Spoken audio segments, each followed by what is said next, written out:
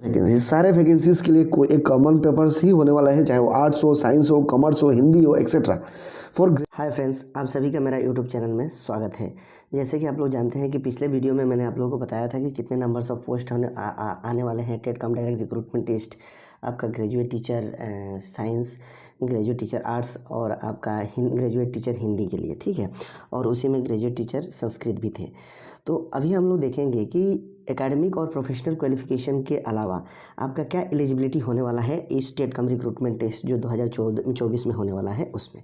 तो आप यहाँ देख सकते हैं कि सबसे पहले दिया हुआ है कि आप जिस भी मीडियम का स्कूल में अप्लाई करेंगे, ठीक है, उसमें से पकड़ लीजिए आप अगर असामीस मीडियम से आप अप्लाई अगर करते हैं तो आपका मैट्रिक में असामीस होना चाहिए, ठीक है। अगर नहीं है तो आपके पास एक डिप्लोमा होना चाहिए 1 ईयर का असामीस में, ठीक है। असम जो कि असम साहित्य सभा द्वारा इशू होना चाहिए।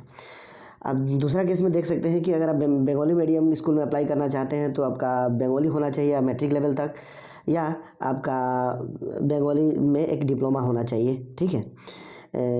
उसी तरह आप देख सकते हैं कि 3 नंबर पॉइंट में क्या दिया हुआ है कि अगर आपका हिंदी मैट्रिक में नहीं है, ठीक है, तो है तब तो बहुत अच्छा बात है। अगर नहीं है तो आप इसके लिए भी देखिए, आप यहाँ पर लिखा हुआ है कि equivalent examinations with the Hindi language as one of the subject और read up to HSLC level in the Hindi medium school, ठीक है। कि तो आपने HSLC लेवल तक, मतलब मैट्रिक लेवल तक आपने हिंदी स्कूल में पढ़ाई किया है, या आपका कम से कम एक सब्जेक्ट तो हिंदी है ही है मैट्रिक तक, तो आप एलिजिबल हैं।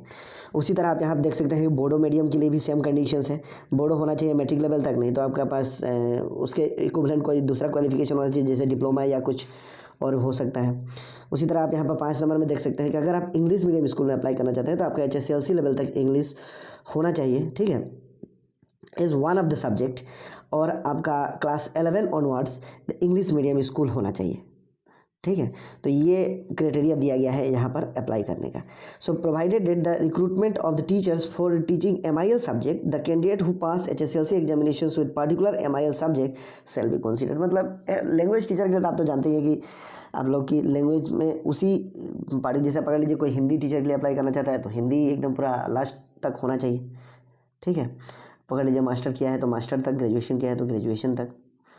उसी तरह अब हम यहाँ पर देखेंगे कि और कुछ क्राइटेरिया है, यहाँ पर आप देख सकते हैं इस जगह में।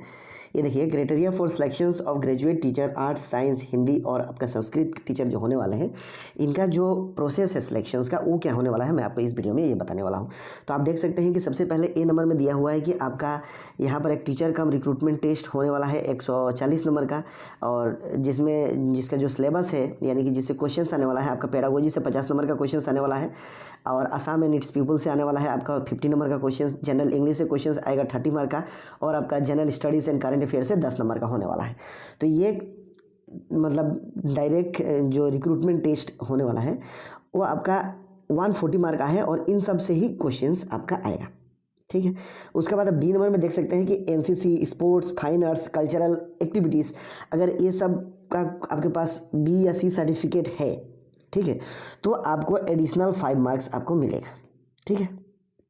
वहीं आप यहाँ पर देख सकते हैं कि कैंडिडेट हु है pass the earlier high school TET, अगर आपके पास आपने पहले से ही हाई स्कूल टेट पास करके रखा हुआ है और आपको अभी तक अपॉइंटमेंट नहीं मिला है, तो आपको यहाँ पर देख लीजिए 5% of the mark secure in the TET और the maximum 5 mark for the selections as a graduate teacher आपको यहाँ पर मिलने वाला है 5 नंबर एक्स्ट्रा, ठीक है। वहीं अगर हम अब C नंबर का बात करें तो आप यहाँ पर C नंबर भी देख सकते हैं, during the advertisement the candidate shall apply in the particular stream in case of the graduate teacher, ठीक है।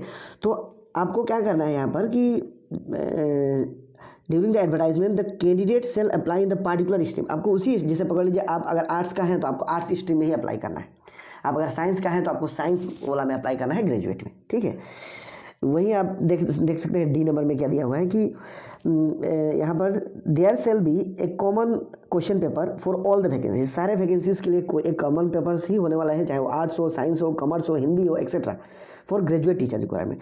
मतलब ग्रेजुएट टीचर्स का चाहे वो कोई भी कैटेगरी से बिलोंग करता हो, आर्ट्स, साइंस या हिंदी या आपका संस्कृत, सबका कॉमन पेपर ही होने वाला है। और आपका जो कैंडिडेट क्वालिफाइड होंगे उसमें देखिए 1:1, यानी कि जितना पोस्ट होगा उतना ही रिक्रूटमेंट आएगा, मतलब उतना लोग ही पास करेंगे, ठीक है। In case any post remain vacant after publication of the first merit as per the ratio of 1:1 then maximum 2 more number of merit list will be publish. अगर पहला लिस्ट में पकड़ लीजिए किसी का नाम नहीं आ पाता है तो और 2 लिस्ट निकाला जा सकता है, पब्लिश किया जा सकता है। अब यहाँ पर देखिए और एक दिया हुआ है जी नंबर में, there shall be separate merit list wise arts science Hindi Sanskrit, मतलब सबके लिए अलग अलग मेरिट लिस्ट निकलेगा। आपका आर्ट्स के लिए अलग निकलेगा, साइंस के लिए अलग निकलेगा, हिंदी के लिए अलग, संस्कृत के लिए अलग। ग्रेजुएट टीचर का केस में बोला है यहाँ पर, ठीक है। उसी तरह the merit list shall be prepared in the manners as proposed below. अभी जैसे नीचे बताया गया है आप देख सकते हैं, यहाँ पर मिलेगा हम लोगों को भी आगे चलकर।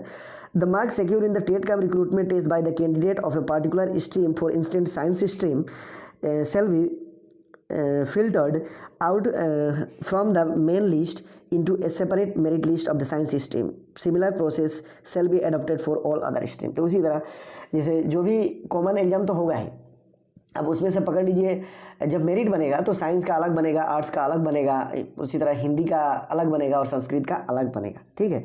तो ये कंडीशन है, ठीक है। और इसी वीडियो में मैं आपको और भी एक बात बता दूं, यहाँ पर देख लीजिए लास्ट में आपको ये बता देता हूँ कि डॉक्यूमेंट्स आपको कौन कौन सा डॉक्यूमेंट्स आपको रेडी रखना है अप्लाई करने के दौरान, ठीक है।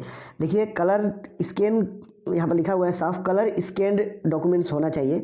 क्या क्या चीज़ का डॉक्यूमेंट्स की ज़रूरत पड़ने वाला है आपको मैं यहाँ पर बता दूँ। सबसे पहला जो डॉक्यूमेंट्स की ज़रूरत पड़ेगा वो होगा आपका पासपोर्ट साइज कलर फोटोग्राफ होना चाहिए आपके पास। HSLC का मार्कशीट का एडमिट कार्ड होना चाहिए एज प्रूफ के लिए। आपका हाई सेकेंडरी यानी कि HS का आपके पास देखिए मार्कशीट और सर्टिफिकेट होना चाहिए, ठीक है। उसके बाद marksheet and certificate of the degree in case of candidate for the post of graduate teachers arts science, ठीक है। तो ये सब मतलब ग्रेजुएशन का आपके पास सब सर्टिफिकेट होना चाहिए, सर्टिफिकेट प्लस मार्कशीट, ठीक है। और अगर आपने हिंदी का कोई अलग से आपके पास कोई सर्टिफिकेट है जैसे प्रवीण रत्ना ये सब का, तो उसका भी आपको रखना है हिंदी और आपका संस्कृत पोस्ट के लिए अप्लाई करने के लिए। वही अगर हम देखें तो post graduate marksheet and certificate in case of less than 50% in the, अगर पकड़ लीजिए आपका ग्रेजुएशन आपका अगर ग्रेजुएशन में पकड़ लीजिए 50% से कम है, ठीक है, तो आपके पास पोस्ट ग्रेजुएशन होना चाहिए। तो आप वहाँ पर पोस्ट ग्रेजुएशन का भी शो कर सकते हैं, अपलोड कर सकते हैं। Any other marksheet and certificate of higher, आपके पास और अगर कोई क्वालिफिकेशन है दूसरा भी तो आप उसको भी रख सकते हैं, ठीक है। पकड़ लीजिए कंप्यूटर या कुछ दूसरा, जैसे आप पकड़ लीजिए NCC का हो सकता है या आपका स्टेट लेवल में कोई कंपटीशन में आपने पार्टिसिपेट किया है उसका रख सकते हैं, तो वो सब भी आप अपलोड कर सकते हैं। यहाँ पर BEd का बोला है फर्स्ट ईयर और सेकेंड ईयर का होना चाहिए। उसके बाद कास्ट सर्टिफिकेट, ठीक है। And candidate belonging to the EWS, अगर आप EWS है तो उसका सर्टिफिकेट भी आपको दिखाना होगा, EWS सर्टिफिकेट, ठीक है।